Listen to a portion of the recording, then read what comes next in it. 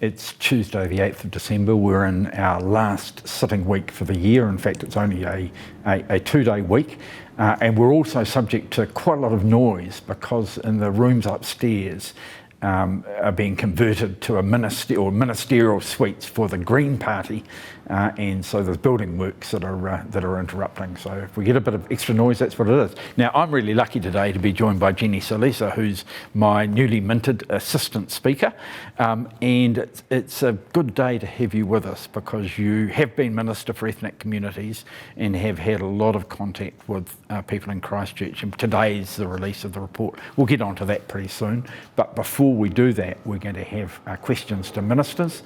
Barbara Edmonds to the Minister of Finance about the economy, Judith Collins to the Prime Minister about housing, Ricardo Menendez-March to the Minister of Social Development about the welfare system, Andrew Bailey to the Minister of Finance about tax, Willow Jean Prime to the Associate Minister of Education about Te Reo Māori in schools, Chris Bishop to the Minister for COVID about the report of the COVID-19 Surveillance and Strategy Testing Group, Liz Craig to the Minister of Research, Science and Innovation about the vaccine strategy, David Seymour to the Prime Minister about the Royal Commission of Inquiry into the terrorist attack on Christchurch mosques, Ginny Anderson to the Minister of Police about illicit drugs and seizures, Debbie Ngārewa-Paka to the Minister for Children about whether he has confidence in the Chief Executive at Oranga Tamariki,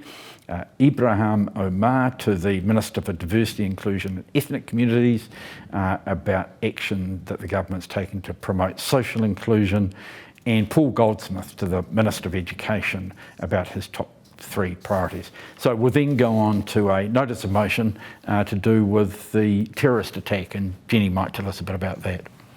Thank you for having me, Mr. Speaker. Malulele, Jenny Salesa is my name. Assalamu alaikum.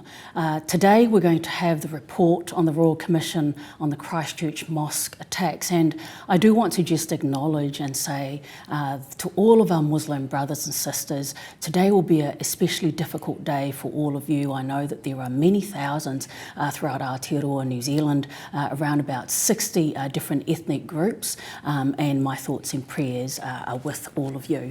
We then go into the address and reply debate in terms of maiden statements.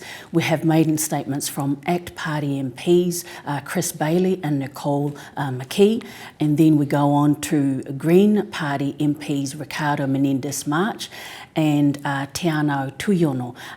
Kia orana, Te Anau Tuiono is the first Pacific MP for the Green Party. Then we're going to have maiden statements from Labour MPs, Dr Tracy McLellan, Anna Lork, Dr Aisha Verrill and Ingrid Leary. So that'll take us through until dinner time. After dinner there will be a series of pretty quick notices of motion to be dealt with. 3 of them have to do with the COVID-19 responses that need to be done in the House.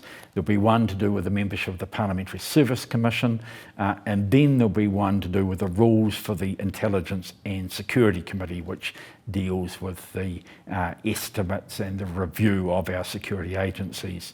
The last bill to go, or the last bill of that sort to go through second and third readings is the name of Chris Hipkins. It's the Subordinate Legislation Confirmation Bill, which effectively says that Parliament agrees to a whole pile of regulations that have been made under a variety of acts over the last year or the year up to the 30th of June.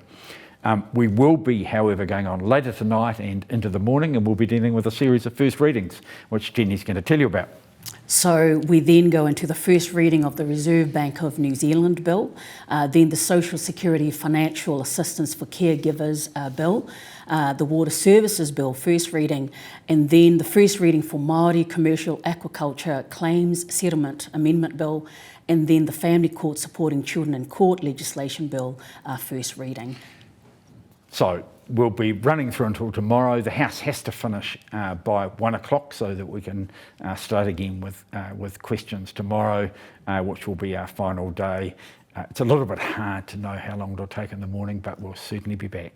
And I'll be back here again at 2 o'clock tomorrow to brief you on what I hope will be a much shorter day.